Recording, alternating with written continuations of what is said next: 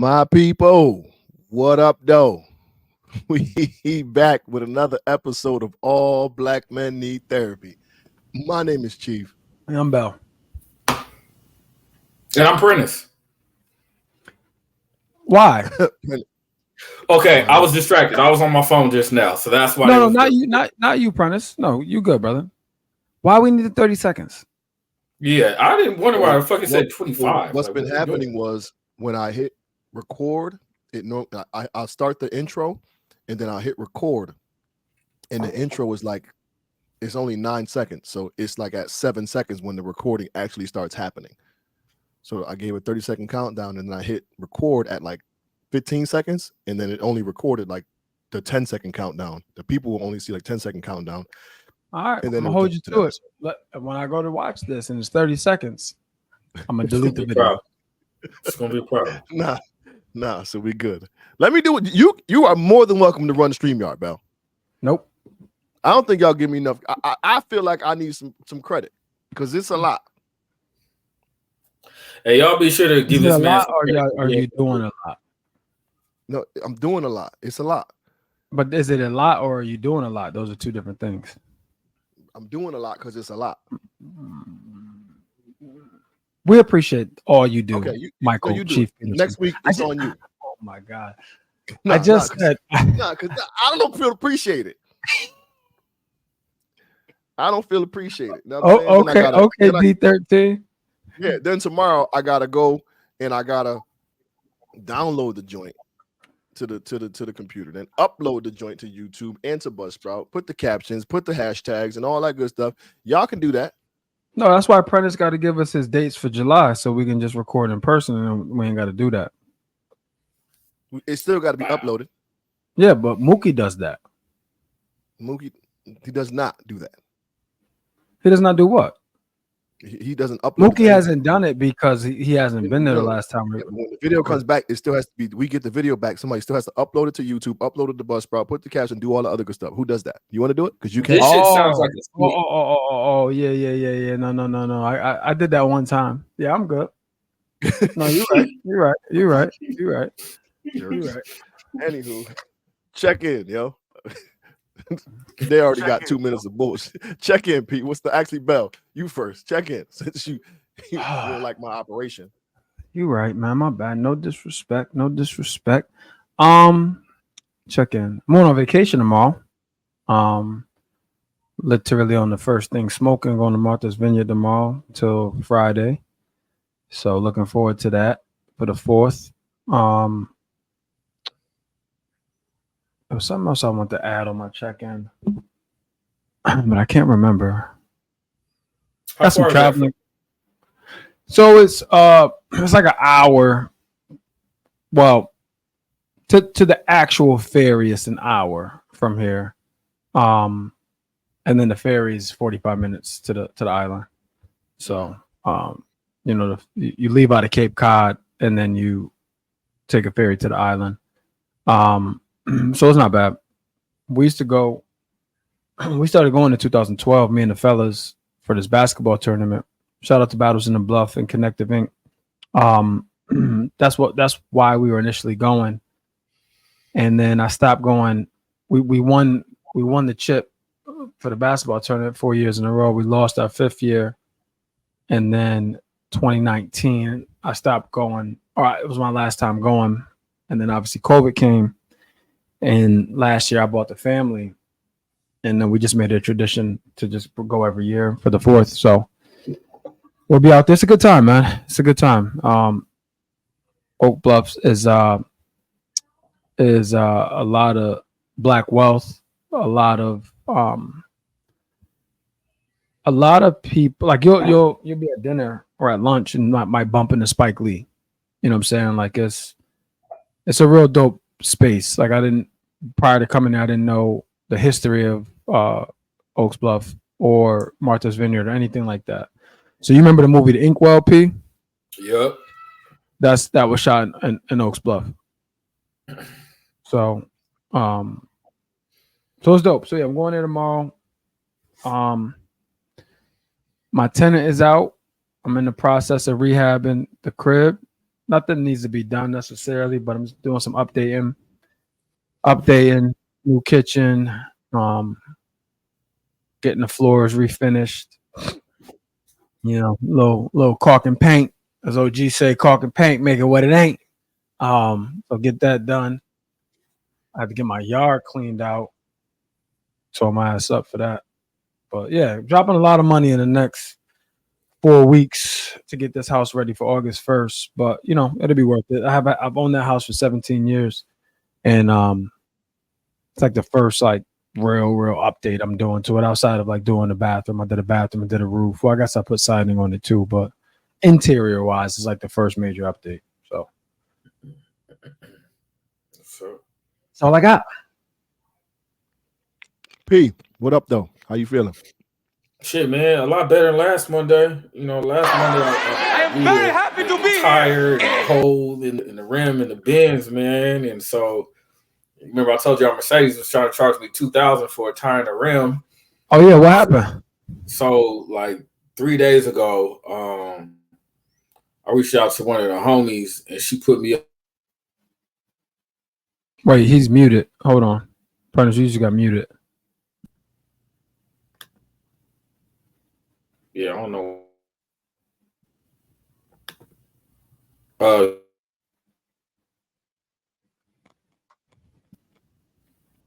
Y'all hear me? Yeah. All right. Now I do.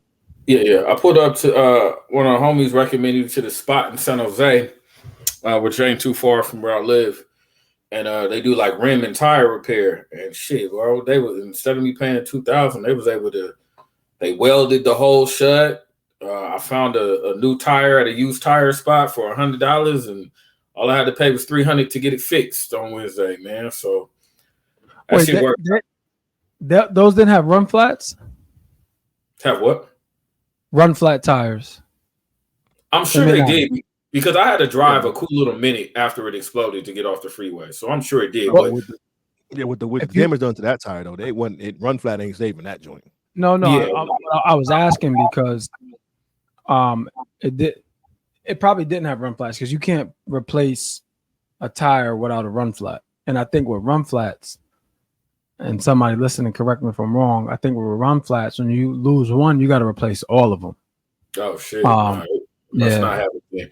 But yeah, so I only had to pay like $300 to get it fixed. So you know how that goes, man. When you end up saving hella money on something, you feel accomplished just naturally because you didn't give in. And I was this close. Literally that day, I was just gonna go to Mercedes and be like, "Fuck you," because I had actually found a dude who was gonna sell me 4 brand new rims. They were dope, and tires for like $1,500.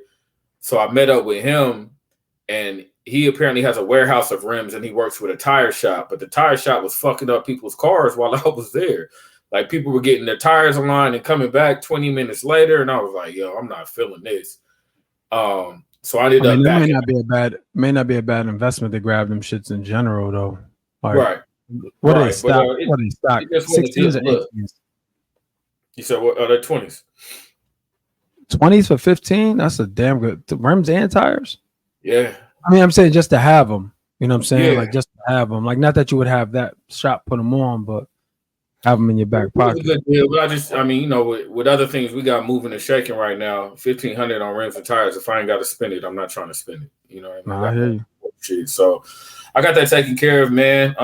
Family's good. Other than that, man, I'm slightly bothered by the BET Awards last night, man. Other than that, I'm straight. I didn't.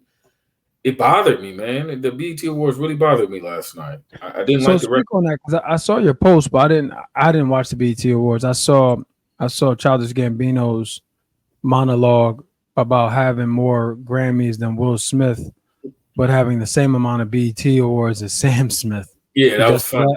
That was funny, man. I was at the house with Tahir wasn't at home, so it was all the girls and Sarai, which is a different energy. We've been taking advantage of the patio lately because the weather's been so good.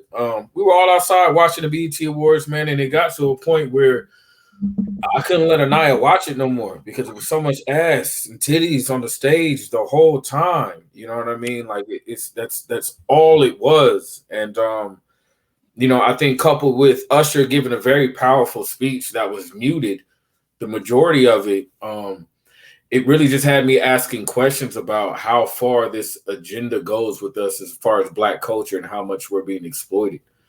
And it really just shined a light on me on how much Black women are continually to be hypersexualized, and to the point where now it seems like we're doing it to ourselves.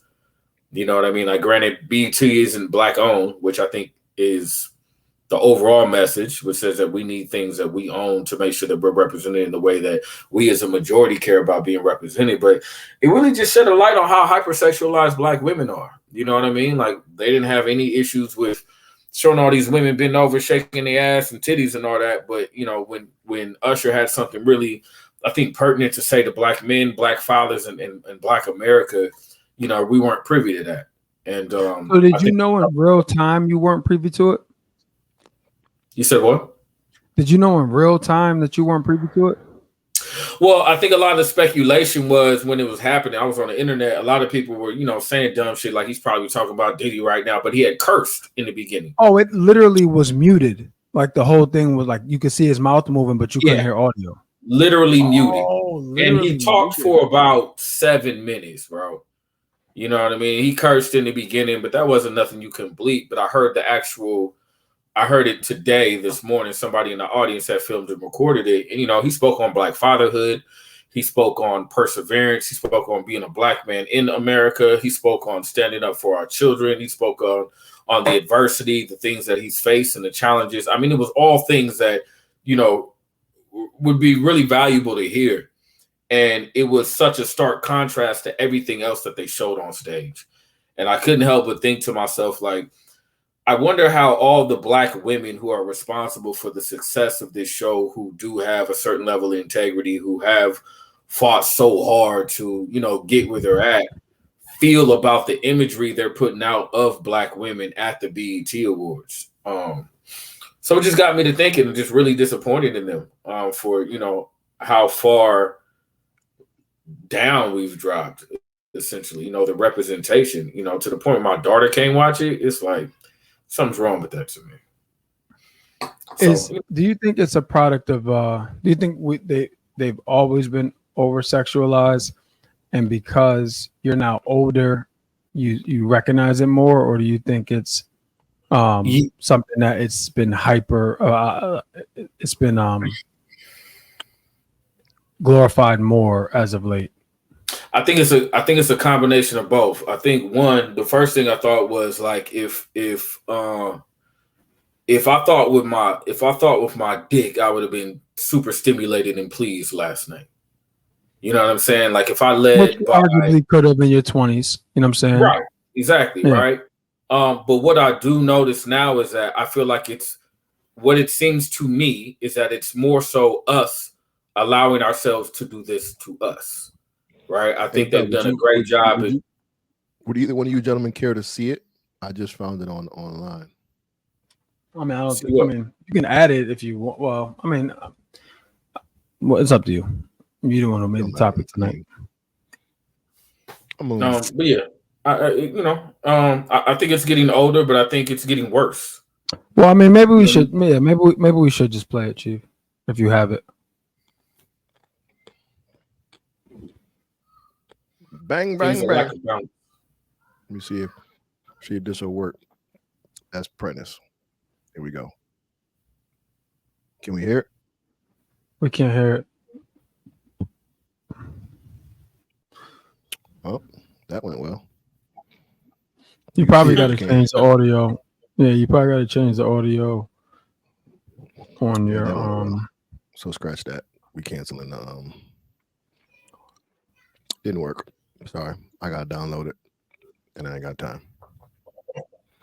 I just think it's a lack of balance, in Black culture now. It's a huge lack of balance. I think. But you initially said, but you said that, which is true, that BET isn't Black owned, so it's not necessarily. We're not pulling the strings. Now we are contributing. Like we're contributing, but we're not pulling the strings. but doesn't mean that there shouldn't be balance. I'm just making a point. Agree. Chief, check in. Kids are happy, healthy. I'm good, man. No doubt. Kids are happy, healthy, everything moving right along.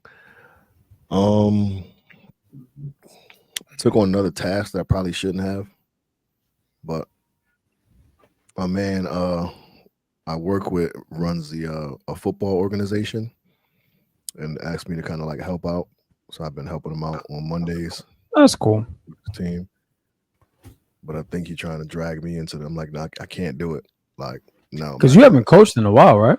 Right. So it's good to get out there and get with the kids and whatnot, but it's 12-year-olds, so they still learning, don't really know the game too well, and hard-headed. But it's good to be out there and whatnot. But he's like, yo, I need you to be the offensive coordinator. Nah, I'm good. Damn, I'm not even doing that. Like, that ain't what I want. I don't got the time to dedicate to it. So I'll give you what I can, but you're not about to sucker me into, the weekends. Bro, I couldn't be anybody's offensive coordinator right now. I'm that far removed. You still could be. I'm that far removed. I mean, it's Pop Warner, so you can cheat the game a lot. You know what I'm saying? Like you don't have to be as fundamentally sound as you do at the next level. You know what I'm saying? You can really cheat the game at that level because kids aren't fast. They don't know what's, what I mean? Most of them coaches ain't really football minds. They somebody dad who, you know what I'm saying? So it's helping out, yeah.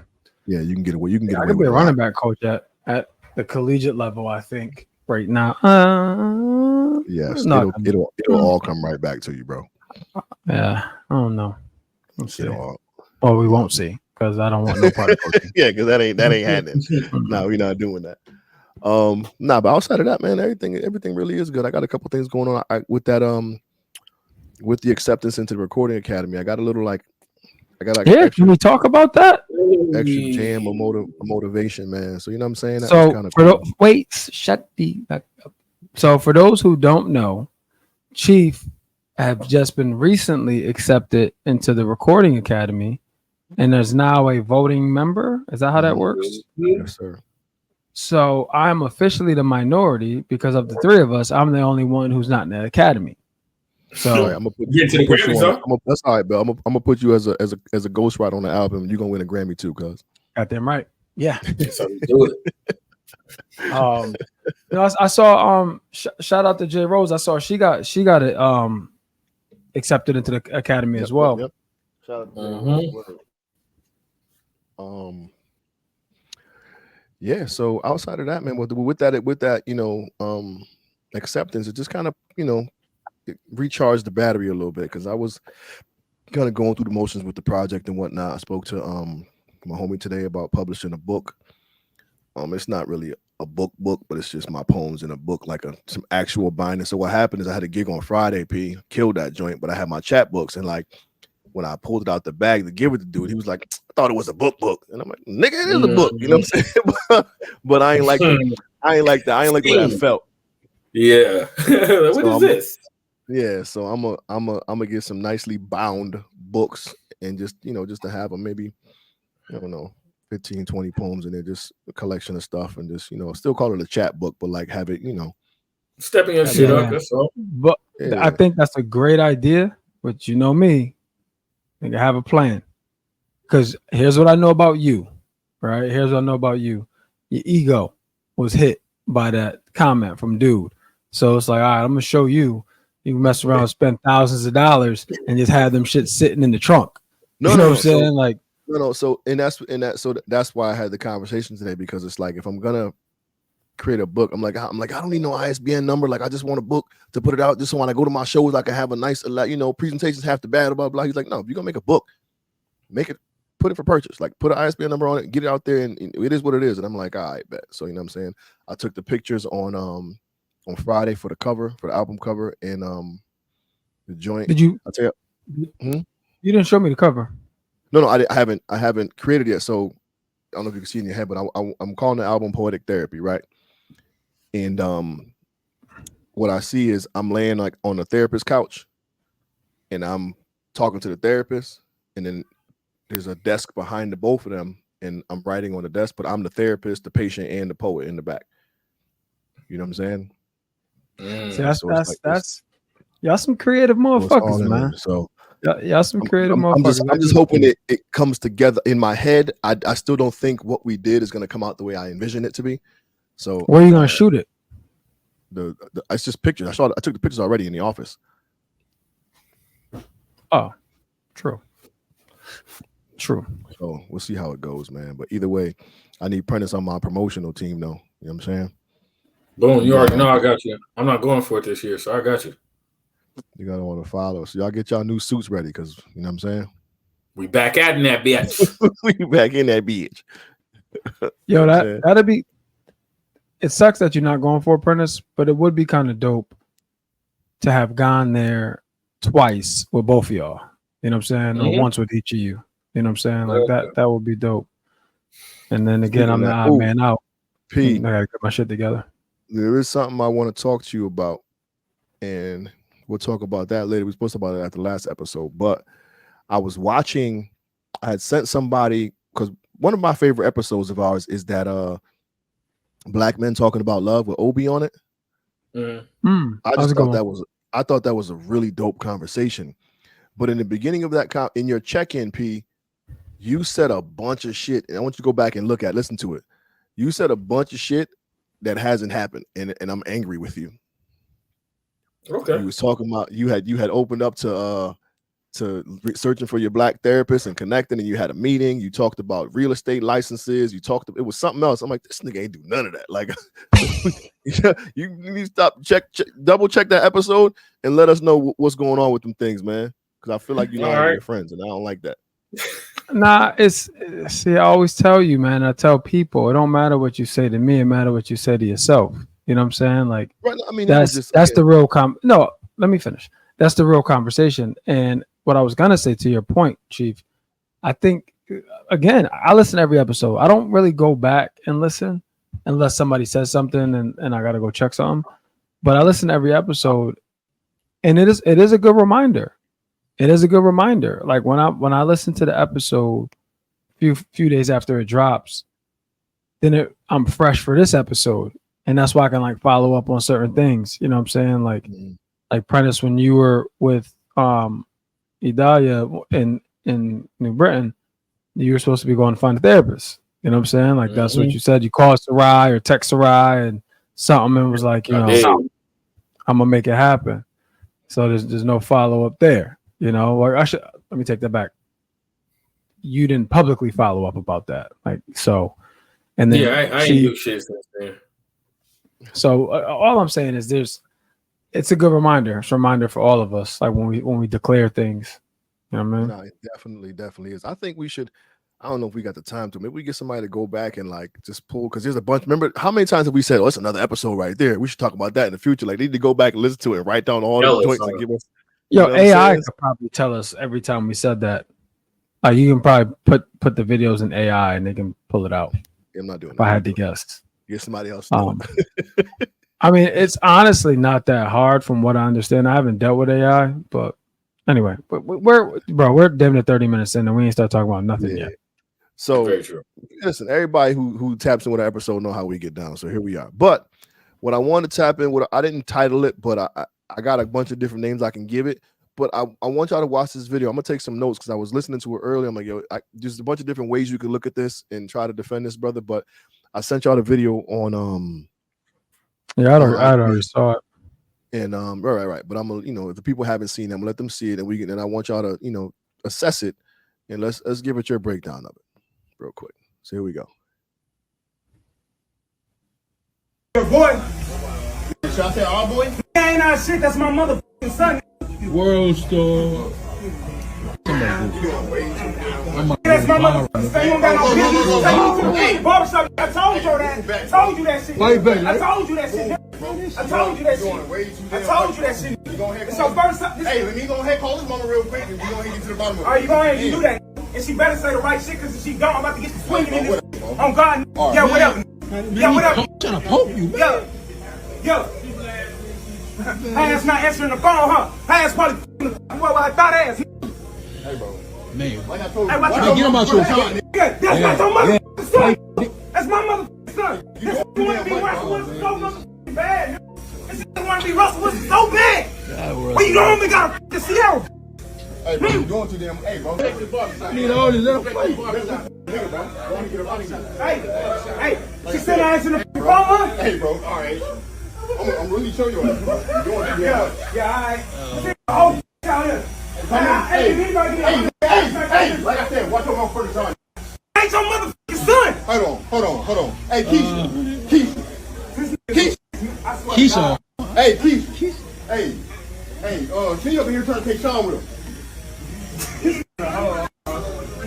Let me get a little closer. Try to hear What? You ain't taking her nowhere until you pay your child support. What? Child support? That little bitty ass shit. I can pay that shit right now on God. Do it then. child Fine, slap the shit out your ass. Do it. Hey, take that outside, fam. Hey, Keisha gonna really let this disrespect me in front of my motherfucking son? With your thought ass? Oh, man.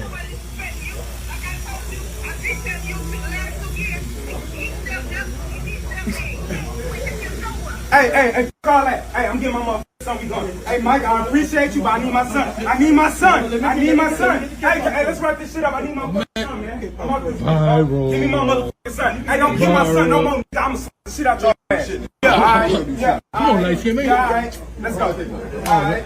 Man, you gonna let him take him like that? Shit out your ass. Come on, Russell. Was you letting him take? Hey, man, it's his son. I'm gonna go ahead. I ain't trying to fight. Oh, man, this man going outside, man. Yeah, he took it. That shit crazy, man. You gonna get him, man? Fellas.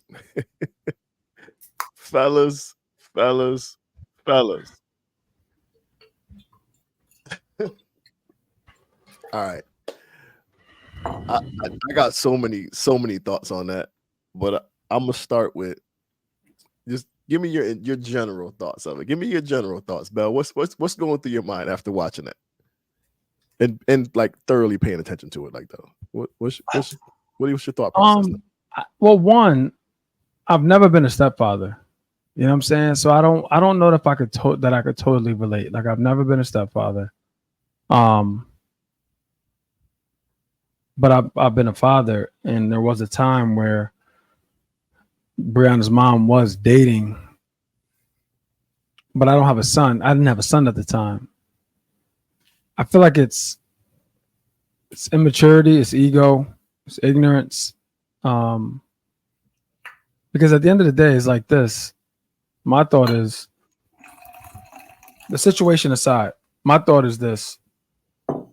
The brother that took the little man to the barbershop, at least on the surface, appeared to be, responsible, right? After all, he is taking another man's child to the barbershop, presumably because the father wouldn't take him. Presumably.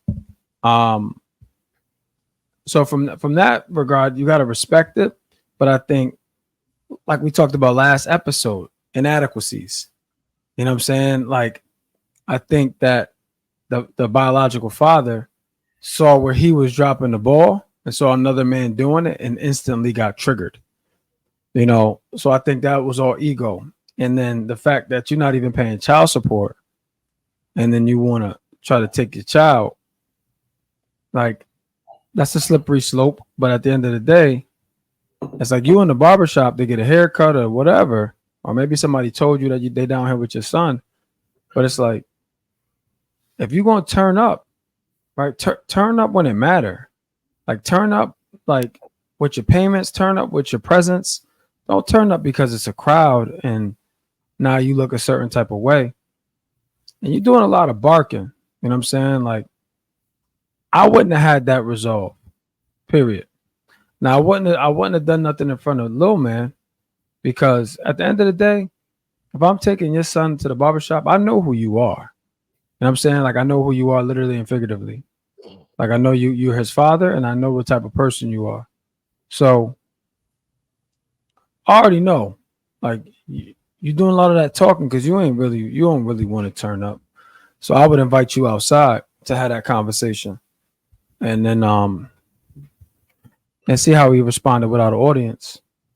And I probably wouldn't have been as understanding, I'll say. But I think it's some bullshit. I think that it just makes us look bad as a people. That's my personal thoughts. P, Talk to me. Well, I'll preface it by saying when Justice was 4 years old, his mother got married. So I know what it's like for your child to have a stepfather. When I performed Good Father on Arsenio Hall show, I purposely changed some of the lyrics. And I mentioned on the poem when I performed it on Arsenio Hall, there's a line where I said, being raised at the hands of another man, and even though he is a good man, he's still not me. I purposely put that in that poem on national TV to show respect to Kenny. Shout out to Kenny, man. He's no longer married to Justice's mom. Didn't have to. I purposefully acknowledged that he was a good man and added that in that line on national TV to show respect and my appreciation for the job he's done loving on and taking care of my son. Because I knew without a man in his life with his mom that my son would be a lot worse. So I always went out of my way to talk to him. I talked to him when I wasn't speaking to his mom. I speak to him now. So I know what it's like to for your son to have a stepfather. I think that's bitch nigga shit. I got no respect for it whatsoever. I think it's whole tendencies. I think, like Bell said, screaming and being loud in front of the barbershop and not doing nothing is one thing. You just talking. I think, 2, the lack of emotional control in front of your son is another thing. Your son's old enough to understand what's going on. If he's old enough to understand, come here and pick him up. It screams and reeks insecurities, and you can hear the mom saying, "You're not doing your job for 2 years." He stepped up to the plate. He got shit he need to deal with, but the easy way of going about it is to bark at a man who's doing something that you wish you were doing, want to be doing, but have not been doing. I think it's really that simple. And I think niggas like that are the worst kind, man, because they're just trying to prove something to themselves and nothing to their child. So, I don't really have respect for it. I think it speaks a lot more to who that man is. I applaud the stepfather for keeping it together, keeping a level head, not barking, letting him take his son because there's nothing he can do at the moment. My hat's off to him, but I think it's just a lame display of manhood in general. I think it's just a terrible display of manhood all the way across the board. All the way across the board. There was nothing respectable or commendable about it. And I think niggas like that need to get put to sleep every once in a while, to tell you the truth. I think the reason why they do that is because ain't nobody put a fist to their jaw real quick and put them to sleep and allow them to wake up. So they think that shit is acceptable. But dudes like that always get touched at some point because they bark at somebody else and it don't go the way they want, man. So, I got no respect for it. I think it's lame nigga shit. Yo, a lame display of manhood is a great term to put it in. All the way across the board. Before I get into my thought process of it, which is very similar to what you guys said, I want to acknowledge the comedy in it all, first of all, because we will make a joke out of anything. And you hear the dude in the back like, "Come on, Russell Wilson, you gonna take the baby?" I didn't even catch that. I didn't even catch that. I heard that. You want to be Russell Wilson so bad, and you hear I think the dude who was holding the camera like, "Come on, Russell Wilson, you gonna let him take the boy?" Like we'll make comedy. Take that serious, nothing. We'll make comedy out of anything. But I want to touch on some of the things that people may not have even paid attention to. Like one, it looks like it was cut in a couple different places and like pieced together, but it's the barbershop. It looked like it was pretty packed, and one brother tried to defuse the situation. Like two kind of did. Two kind of did. So. But as a people, I think we need to do better in situations like that. Like I don't agree. Mm-hmm. Tell him to take it outside. Get him to take it outside. Stop cutting the boys' head. He did. In my opinion, that ain't your business. They did all they should have done. You know what I'm saying? Like, okay, Chief, put it on other foot. Not the exact other foot, but the boys' moms ain't letting you see them, right? right, wrong, or indifferent. They're not letting you see them. You don't see the boys in a month, and they in there with some dude that you don't know, or 2 months. They in there will do something you don't know, and it's the first time seeing the boys. I'm gonna take him with me or whatever you. And if he tries to get in between you, right, nothing's gonna stop you from doing whatever you want to do. You know what I'm saying? And taking it to whatever level you got to take it to. So again, it's hard to put yourself in that situation because you'll never be in that situation. I'll never be in that situation, but Prentice will never be in that situation. But it's like, you don't want to, I'm not getting involved. I'm not getting involved, man, because that's 2 grown men that I can get wrapped up. I can potentially get hurt, not be able to see my kids for some shit that ain't got nothing to do with me. I would probably do exactly what the fellas did in there. See, I think my first thought would have been about the little boy and trying to make sure he's safe, and either try to get them out of the building or took the little boy and maybe just brought him to the back. Like, I'm gonna hold on to Shorty while y'all 2 work it out or something like that. Just because, like, the dude was sitting talking about Keisha, whatever, you gonna let this dude disrespect me in front of my son, and while he calling her a thought and a hoe and a fat, you know what I'm saying? Like, it's contradictory as hell. You know what I'm saying? Hypocritical as hell. He's not being rational. That's my whole point. You know what I'm saying? That's my whole point. So he's not in a rational state of mind. So me trying to help, he's going to continue to be irrational. And then there's going to potentially be something with me. It's just not worth it. It's not worth it. And that's sad to say. Sometimes you got to let a nigga get knocked out too. You know what I mean? Really, sometimes you got to let something play its course, especially if you can see it coming. You know what I mean? Like, I don't know. I don't think I would have done all that, especially in a barbershop. That's a safe haven for us, right? So I think the automatic assumption is that the boy is going to be fine regardless. The problem is that the father doesn't know how to keep his emotional control in front of his son. You know what I mean? So you don't think that's a direct correlation to the baby, though? The boy's not going to be fine. He's witnessing his dad look like this. You want that man raising your child? Like, safety, he's going to be fine, is what I mean. Oh, safety-wise. I mean, yeah, safety-wise. But did y'all peep that little boy didn't have any emotion towards that? None. He had no emotion towards that. So that tells me one of 2 things. One, he don't know who this motherfucker is. Or 2, which probably is not the case, considering what the mom said. Or 2, he sees that behavior all the time, so he's numb to it. You know what I'm saying? Like, he had no emotion. Like, his dad yelling. Like, I'm 42 years old. But if my dad starts yelling at somebody, I'm gonna have emotion. You know what I'm saying? Regardless if I know it ain't gonna be nothing, I'm gonna have some emotion. I'm gonna have a physical reaction to his discourse or to his whatever. I mean, Chief, you've seen your dad. My bad. It's been a while. Goodwood.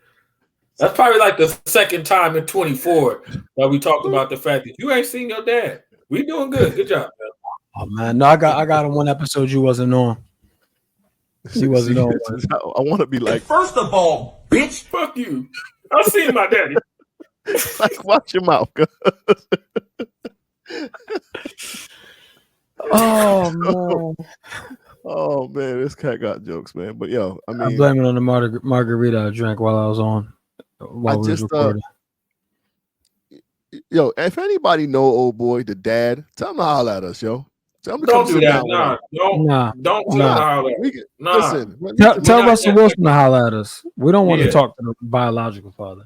Yeah, nah. Man, I'm not giving nobody like that no platform.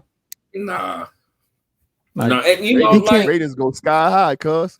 Nah, man, but I'm doing it for the wrong reasons.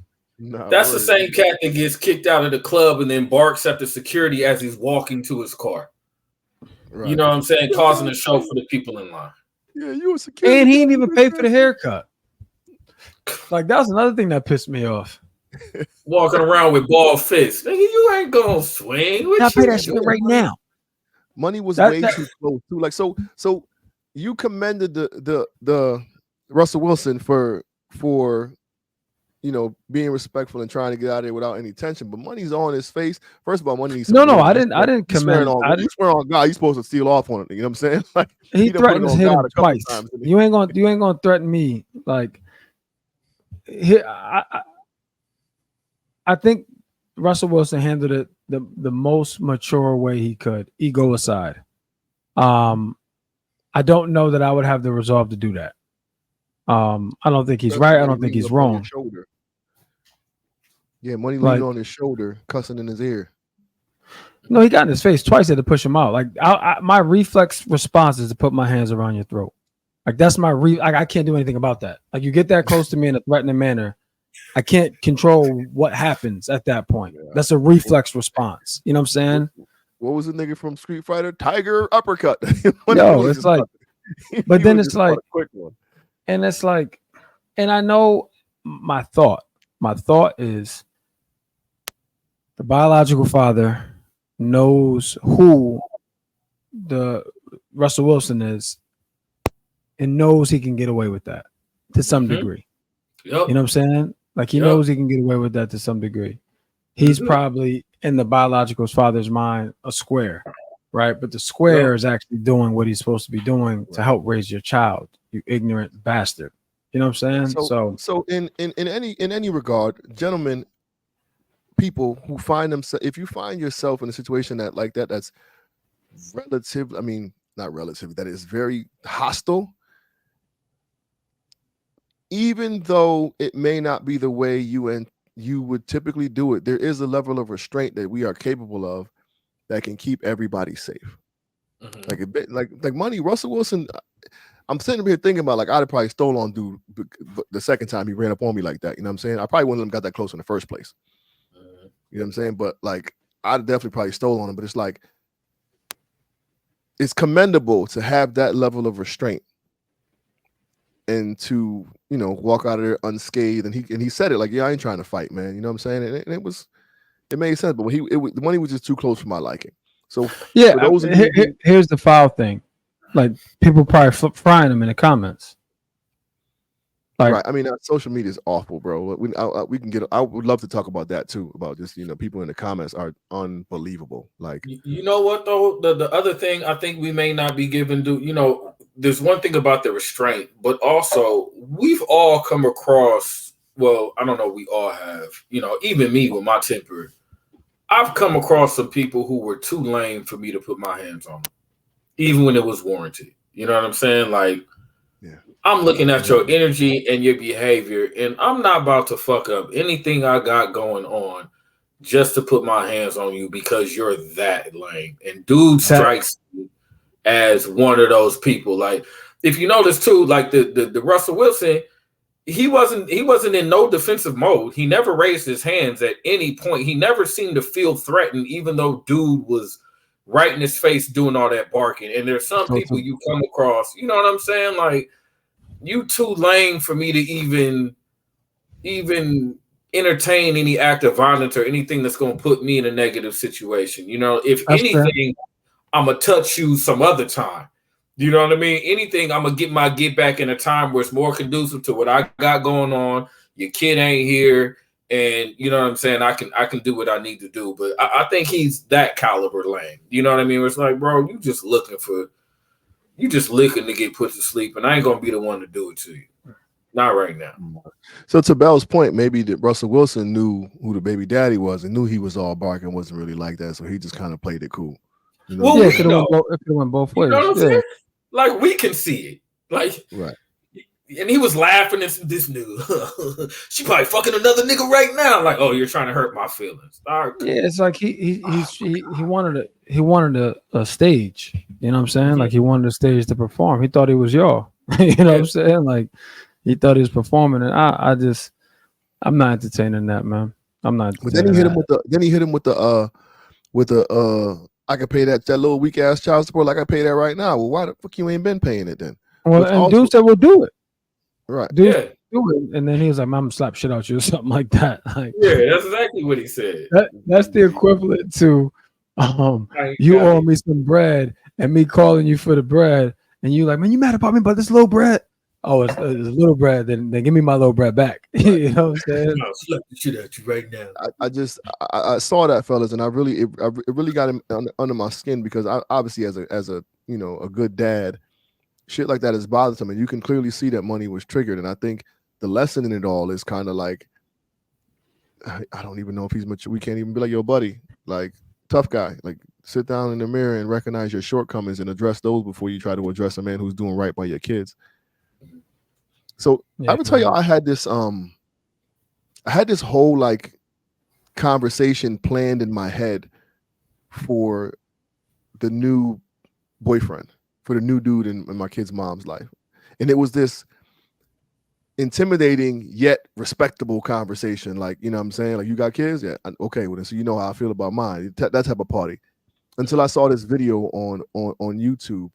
And for those of you listening, check it out. I think it's called Parents Tell Step Parents What They Think. That's the type. So type that in and it'll pop up. And it was basically a video where like the parents had separated and got remarried to new people, and the new wife and the new husband like loved on their child in ways that they couldn't imagine. It's like, yo, I love you because of the way you love my son. You know what I'm saying? The way you treat his mom. And that shit was like commendable. And it really opened my eyes to like, yo, I don't got to be bitter no more. Like that is something that I want for my babies. You know what I'm saying? Like if you're going to have a new dude in their life, let it be someone who loves on them like I do. And I think it was a huge like growing process for me, because I had, again, for years, I had been planning this conversation, like what it looks like and how I want it to be intimidating and how I want to let them know, like, I die for mine. You know what I'm saying? Then it's like, bro, like, welcome. And it should be more like, yo, welcome, man. You know what I'm saying? Like, thank you. I had that situation with so Tahir's mom is engaged, and her fiance I've known since college. He's a Q. He's in a different fraternity. So, and we're not separated by a few people at all. He's really close with Jamon, my best friend Jamon's little brother. They're both Qs from the same chapter. And I remember the first time I seen him out in public, Tip was on my shoulders and was like, "Hey, what's up, Uncle Koji?" And I was like, "Uncle?" And that immediately was like, he was like, "Yeah, I seen him at my mom's house." Now, and so immediately the dots clicked, right? And initially I was like, I wonder why, I don't know him. I know him, but we're not cool like that. But in my mind for a split second, I was like, I wonder why this cat didn't say anything to me about being around my son. But my logic told me his mom probably ain't speaking the best on me and he doesn't feel a need to. So I seen him in the club a couple of weeks later and I pulled him to the side. And just like you, I had it in my head. But when I came down to it, I was like, "Hey, bro, I heard you've been around my son. I've talked to him. He says you treat him great. I just want to thank you for treating him good, man. And if you're going to be around him, just, make sure you pour love into him and hug on him. And, that's all I can ask." And the rah, I'm down. That's unnecessary. You know what I mean? There's nothing I feel like I have to speak on my angle of fatherhood or how I feel about my son to another man. So I initiated it by just saying, "You know what? Thank you for loving on him. If you're going to be around him, just continue to do so, bro. That's all I asked." And we kept it moving. And the one thing having another man in your son's life will do, because I haven't experienced it with my daughter yet. Well, I have, but I haven't. It'll make you check yourself. You know what I mean? Because every once in a while, I'll hear things that he went and did, and I'll be like, huh. You know what I mean? It may hit me a little bit as a father, but all that reminds me is like, okay, P, make sure you stay on your shit, because this man obviously is pouring into your child. And if something about this makes you feel uncomfortable, the only thing you can legitimately assess is the job that you're doing. What are you going to tell him? Don't spend time with my child. Don't invest in him. Don't buy him this. Don't expose him to these new experiences. That doesn't make sense, because you're not thinking about you. You're not thinking about your child. You're thinking about yourself. Did that happen in that moment, or was this after reflecting? Or like as like when you called him over, you were intending to have that conversation, and right then and there, you like, you know what? Let me get in the club, in a day party, loaded. I was off some hen too. You know what I mean? But that told me where my true baseline is at. That told me where I really stand as a father, though. You get what I'm saying? Like, I got hen in my system. We had a day party, and in my mind, I'm wishing this cat would have kind of came to me rather than me having to see him in a club or hit me or sent me a text. And that's what came out. Free merch pub. Go to your website, get a t-shirt. All Black Men Need Therapy. Come on, MJ, show the shirt. Show the shirt. She be acting funny. thinking so. Anyways, yeah. So no, I think that's commendable and respectable. Was it so in that moment? Was it more discomfort for having to do that, or was it like a sigh of relief? Because Nah, it was. I didn't want to. I didn't want to do it because my nature. I've never been in that situation, but I know my nature, and I wouldn't be able to be around another man's kid and just wait around until we had to cross paths. I would feel the need to have to let you know, like, yo, I'm around your child, whatever the situation may be. So I was feeling a little way about that, but then again, I had to reflect. We not tight like that. He has no obligation to me whatsoever, and he's treating my son well. You know what I mean? And that's the bottom line. Remember, I dealt with a similar-ish situation, but I happen to know the dude. I was playing football with the dude every other Sunday for 8 years. That was some weird shit. And he said nothing. Weird. Yeah, yours was nothing. Yours was awesome. So again, it's an integrity thing at that point on behalf of the dude, right? Uh-huh. I think so. And I think in your scenario, Chief, yes, maybe not in Prentice's situation. Yeah, I don't think it necessarily was, because again, he doesn't owe me anything. We know each other, we're cool. However, I can understand why he wouldn't. And given the nature of my assumption on maybe what's been communicated to him about me by Tip's mom, he really wouldn't.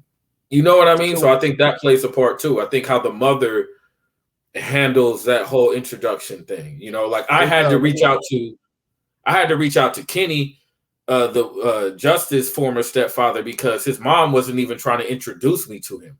So I knew I had to get ahead of the curve and make an extra effort to reach out to him to establish a relationship, because the mom wasn't going to make sure that we spoke at all. And I want my son to be cool, and I want to know who my son's around. You get what I'm saying? So I think the mother plays a large role in that as well. So hypothetically speaking, let's say you're in the dude Koji, you're in his shoes, and he's you at the game with his son on his shoulders, and you happen to be in the mom's life, and hey, Uncle Prentice, do you take that moment to be like, yo, this is what it is, you know what I'm saying? Or do you just let it slide like he did? Because I think in that moment, it's an open door for y'all to have that conversation. Yeah, but he doesn't know what he doesn't know. Yeah. You also don't know the conversation that they're having. Him and the girl, Tahir's mom could have been like, no, I want to tell him myself. Right. You know what I'm saying? And that's not my job. It's not on me unless her and I had a conversation and I said, look, this is, and then again, who knows what the relationship was at that point? You know what I'm saying? Right. Like nobody knows. So I don't blame him, because I mean it may not have been nothing to report. And my assumption was, because Tip referred to him as uncle, I assumed that his mom was still trying to figure out how this shit worked for her. You know what I'm saying? Because this is obviously a man that's now coming around. He's introduced as uncle initially because you may not be comfortable with saying, oh, I'm dating. You know what I mean? Like there's different factors that play a part. You don't necessarily just tell your child, oh, I'm dating this new person. When Shirai came around, she wasn't no auntie, but at the same time, I wasn't all hugged up and kissing on her like I was when they weren't around.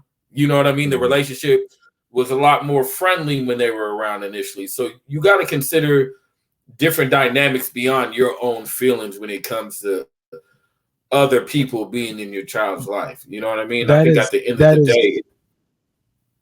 That is very well said, what you just said. You got to consider other people's feelings when it comes to your child. Like that is. And it'll tell you where you're at. It will. It'll tell you emotionally how you feel initially about this new dynamic that you're facing, because you may flash like homeboy, you may be like me and realize that the bigger picture is your kid. So that's how you lead and establish the relationship off rip. I established with, I heard you've been loving on my kid. That's me letting you know that I heard you've been around my son. Thank you. Please keep doing that. I don't got to be like, hey, niggas, no. I'm gonna just say, hey, bro. It disarms him too. You know what I'm saying? It disarms him. So it's like, he don't got to have a pissing contest with you. You know what I'm saying? Absolutely. Whereas your approach, Chief, could prompt the pissing contest. You know what I'm saying? Like the way you wanted to do it, or the way in your head it was going to go. And I know it didn't happen, but I'm just saying, like that could prompt a pissing contest, because at the end of the day, you know, it's not about you. It's not about how you feel, anything like this. All it's about is if that child is taken care of and being loved on the proper way, you know. And if as long as that's established, that's it. Yeah. So now, and the flip, we talked about this in the episode, Chief. And me and you was talking about, you know, baby mamas and shit. The flip is, dude in the barbershop did all that talking and barking at the stepfather. What if his son really cares about this man?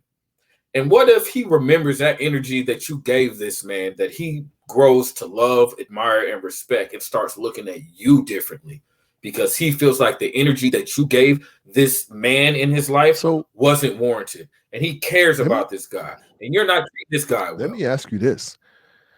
Hypothetically speaking, in your single days, do you entertain a woman knowing, like, on some like you ready? So I'm in a phase right now where I'm ready. You know what I'm saying? And I think having a woman who we can clearly see is dealing with someone who's unhealthy or who could bring trauma and drama to our relationship, I think I would be reluctant to entertain that. You know, you wouldn't be wrong. I don't think you'd be wrong at all. I mean, here's the deal, bro. We at this big age where everything we do has to be with a purpose. Right. You know what I'm saying? So if you are dealing with somebody, or you starting to get to know someone, and you can see that some outside influence is going to hinder the progress you guys can make, ain't nothing to talk about, man. Like it's like today I was having this investment conversation with my man. It was just over text. He had this idea about this condo complex, and like in theory it makes sense, but I'm thinking to myself, I'm like, all the shit that we potentially could endure to make that money, it's like, is there an easier way to make that money? You know what I'm saying? And that's as a single man pursuing someone, you have to consider that. Like, is there an easier way to be happy than dealing with someone with a toxic ex, or someone they're co-parenting with? You know what I'm saying? Like, is there an easier way? You know, and at the end of the day, there's some level of entertainment from the person you're pursuing to the co-parent. There's some level of entertainment, because if they're not entertaining it, like you said the other day, you cut communication, right, at one point. Mm-hmm. So it's like, if you're entertaining it, it's going to persist. If you're not entertaining it, it will eventually stop. At least that's the thought. And obviously it doesn't always work out like that, because that's why we have our podcast, because all black men need therapy. No doubt. So Peter, the question was, like, you know, at our big age now, or me in particular, like I have an experience where I believe that the children's father would only just cause chaos and bring trauma and drama, and I don't think it's worth investing in. One of the reasons why I won't invest is because of that. Is that fair? Yeah, absolutely. I mean, because you have to take on these responsibilities. These people become a part of your life. Like one of the biggest things that I hate for Sarai is the fact that she's coming to something where I've made decisions and choices with women who I've had a certain amount of conflict with, or women who aren't willing to speak to her. You know what I mean? And that's no fault of her own. That's my fault for the choices that I've made. You know what I mean? Like, we show up to places and one of them still won't acknowledge her presence, and it's been 7 years. You know what I mean? What does it say about that, though, in terms of the other person? Like, is there some triggers there? Are there some shortcomings there? It says whatever it says about that person. You know what I mean? Which is nothing that you can control. It just sucks when you have dynamics that can't be as amicable as you would like them to be, or you encourage them to be, due to somebody's feelings and behaviors that you have no control over. And sometimes, you know, I think even more so when we find people who are willing to become a part of that dynamic, we should appreciate and respect them even more. Because shit, I wouldn't be able to deal with it. I wouldn't. I'll tell you right now, I'm not having beef with a nigga I ain't do nothing to, and I'm loving on your kid. Nah, I can't be with you, ma'am.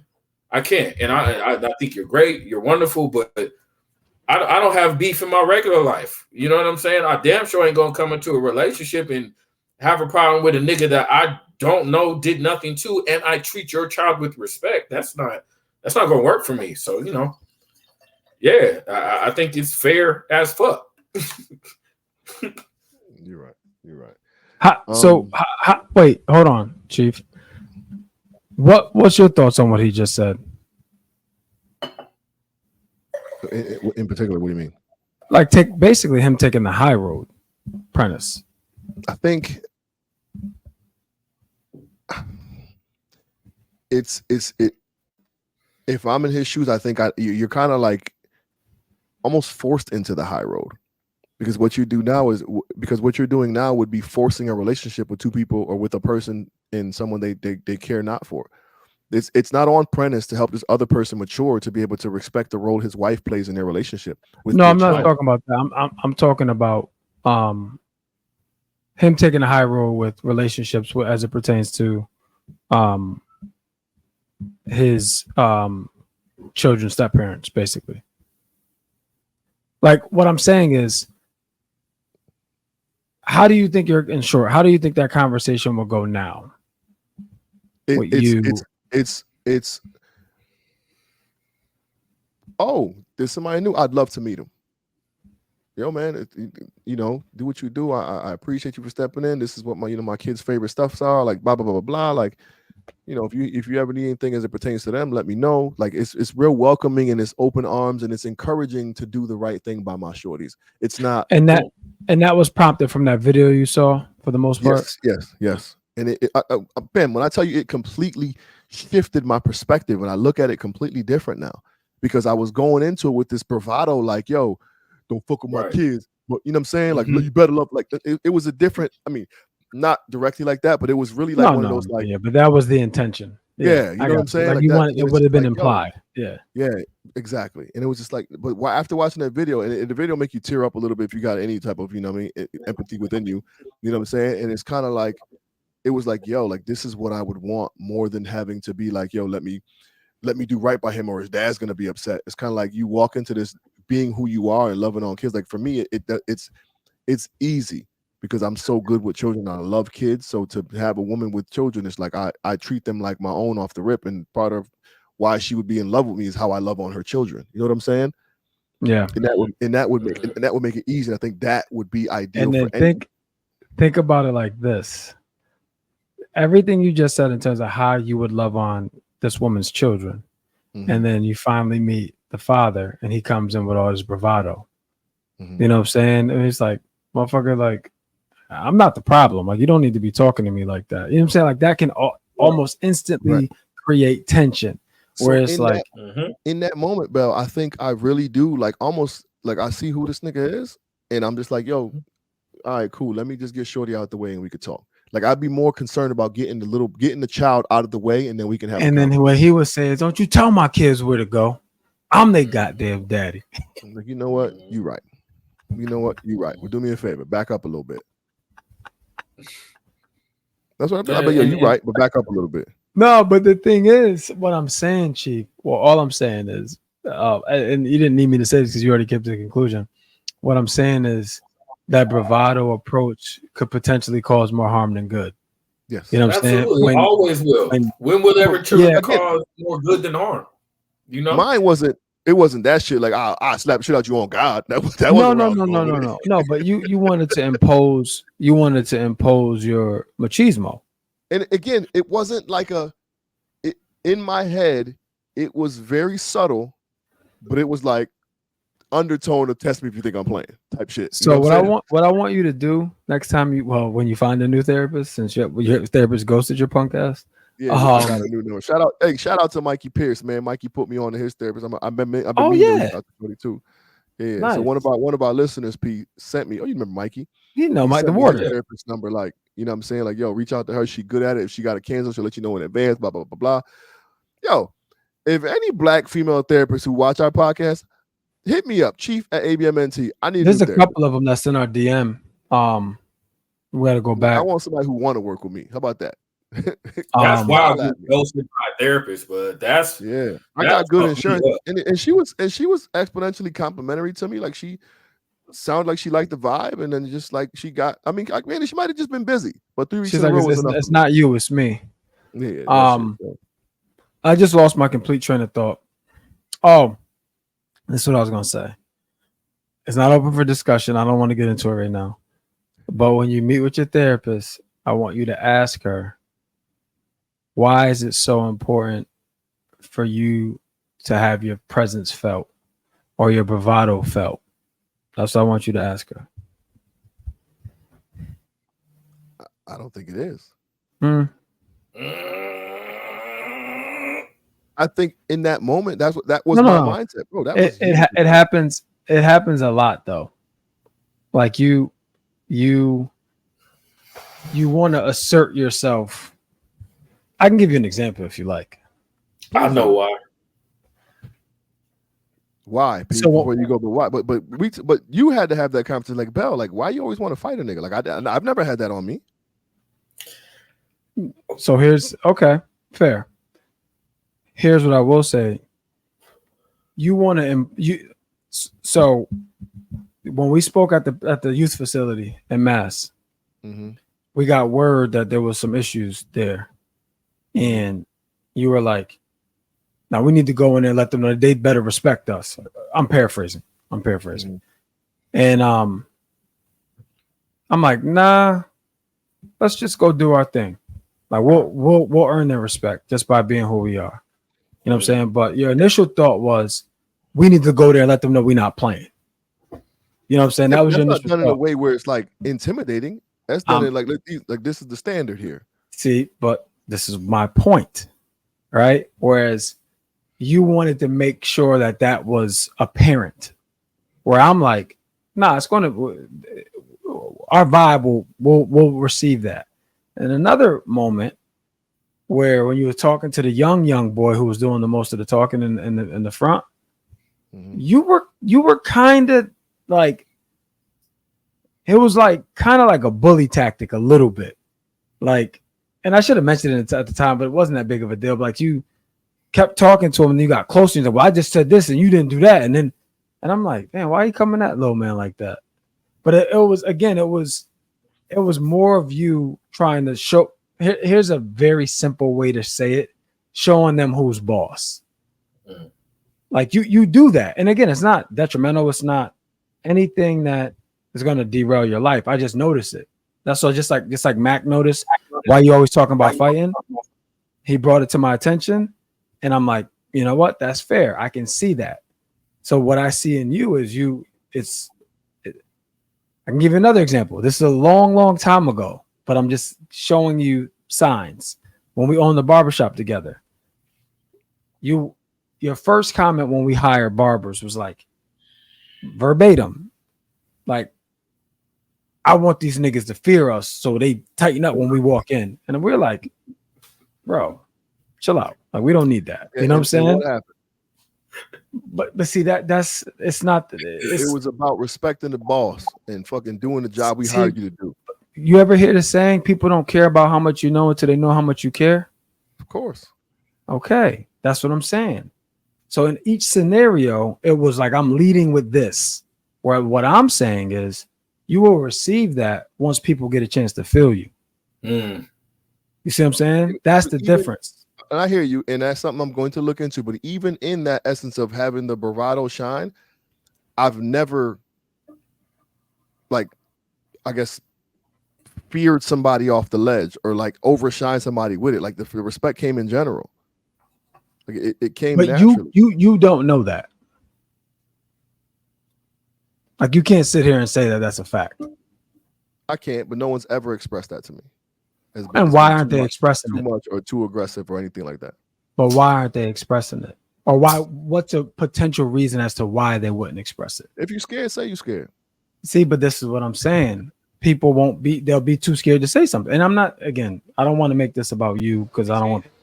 Too late. Don't be scared. What I'm saying is something I noticed, and it came up in this conversation just now, which is why I just brought it up. It's just a question you want to explore. It's like I had to sit back and really reflect on why I'm always talking about fighting, and I got my answers. There's something for you to reflect on. That's all. All right. Well, for all niggas who scared P, you know, Teach your man how to squabble. What you got? Use that this time, Prentice. What you got to say? I heard you. No. I was gonna. You muted, Prentice. God don't like ugly. That's why. You got muted like Usher. Yeah, this nigga. You muted yourself again. There you go. Yeah, I'm not doing that shit. I think sometimes, if you, obviously you've known him way longer, I think sometimes with certain people's demeanors who work hard to avoid conflict or to stay even keel or to tone down some of the aggressive nature, it's understandable why they would have this undertone of wanting respect, because they don't necessarily go out of their way to like demand it with their energy and presence. You know what I'm saying? Like, if you're not a guy who really, you know, I'm not a like off-top barking person, and I don't really like, well, I do like confrontations to an extent, but I don't like confrontation and try to avoid it at the same time. I can understand why somebody like Chief, who is really, really calm and collected since I've known him, would kind of have it in his mind, this undertone of demanding motherfucking respect, because he doesn't bark at niggas like off top, if that makes sense. I can't tell you the last time I got into any type of tension. I would just walk away. Good for you. I would honestly walk away unless I felt threatened. Good for you, then bud. if I feel threatened, ain't nothing to talk about. I'm just instantly, it's going down. But I don't ever want to fight another day in my life, so I'm not gonna walk. I'm gonna do everything. You don't never sometimes just want to fight a nigga. Y'all don't feel like that sometimes? Yeah, but the last fight I got into was not my fault. I was in the wrong place at the wrong time. And that was like 12, 13, 14 years ago. Nigga under the car.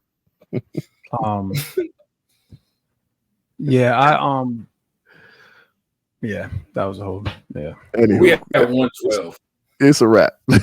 It's a wrap. I don't really know where we going, but there was some good points in this conversation, especially as it pertains to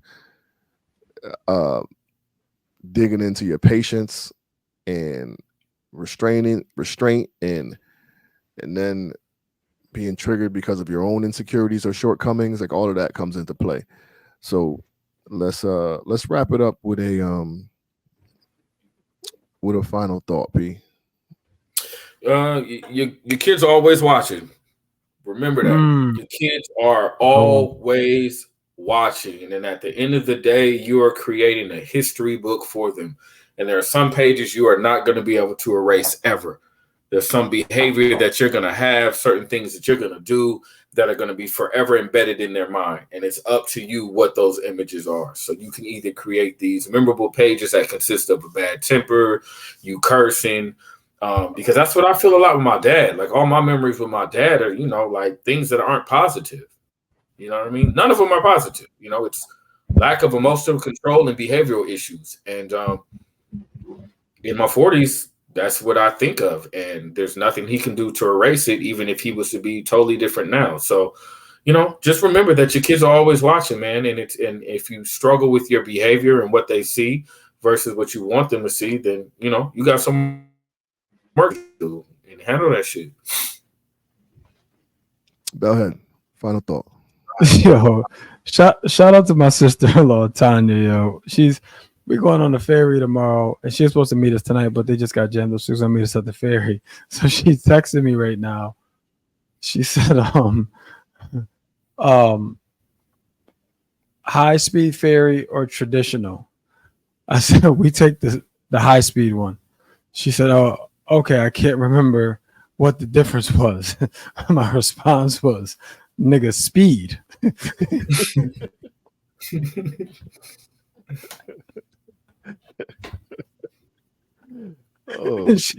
She texts me back like a crying, laughing face. Anyway, My final thought, man, is self-development, maturity, responsibility, accountability. Those are all inside jobs, man. Like, if you're triggered by something that someone else is doing that you're not, take a moment to reflect. It's probably a reason that's triggering you.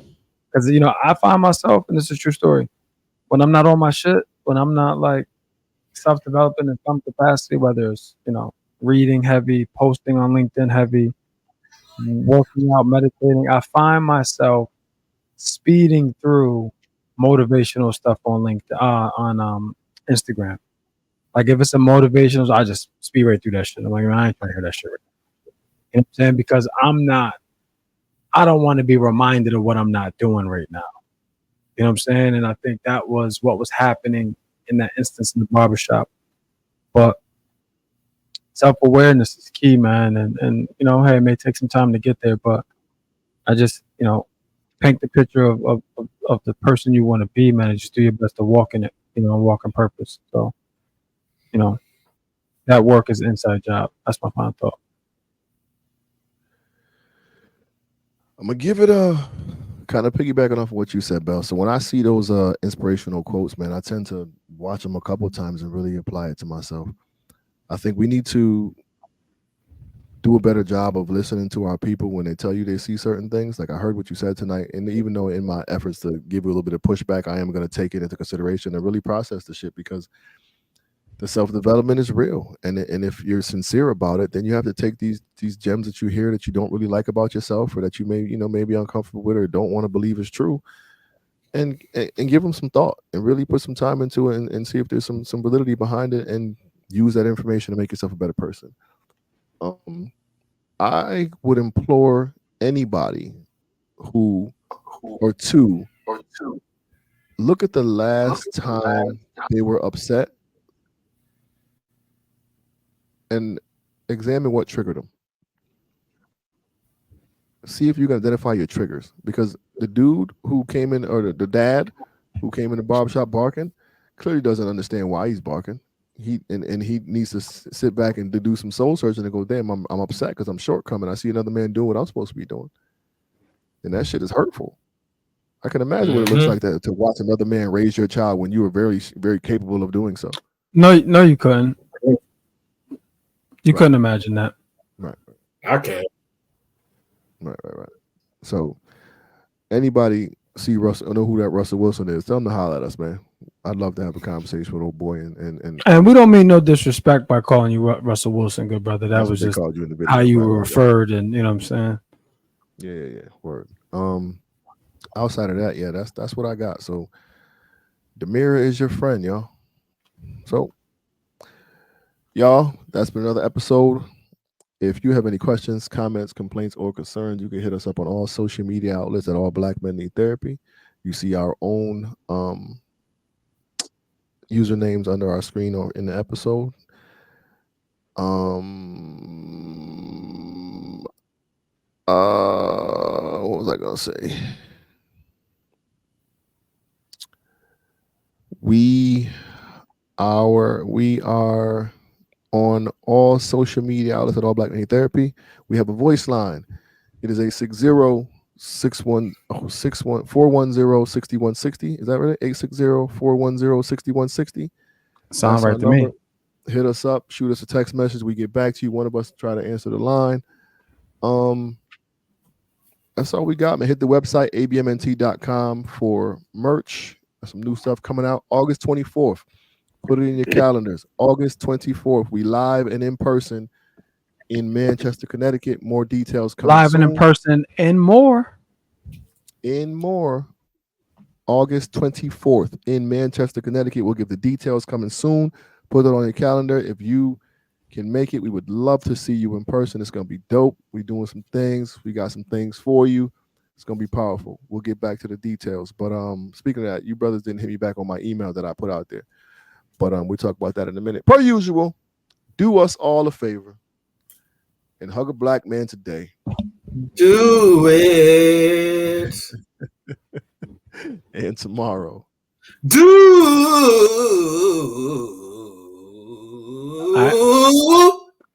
That sounds a little R. Kelly-ish. That boy sound like Guy. That boy sound like the fourth member of Guy. That's just where now, I'm going. man. I was going for that New Jack Swing New shit. Jack Swing. Yeah, you hit it. Yeah. Do it. We out, yo. Dumb bitch. That nigga drunk. He drunk off the mimosas. I've been drinking mimosas the whole episode, y'all. I'm in a good place. We out, y'all. I thought you ended it. You gotta say peace. Oh, peace. Dumb bitch.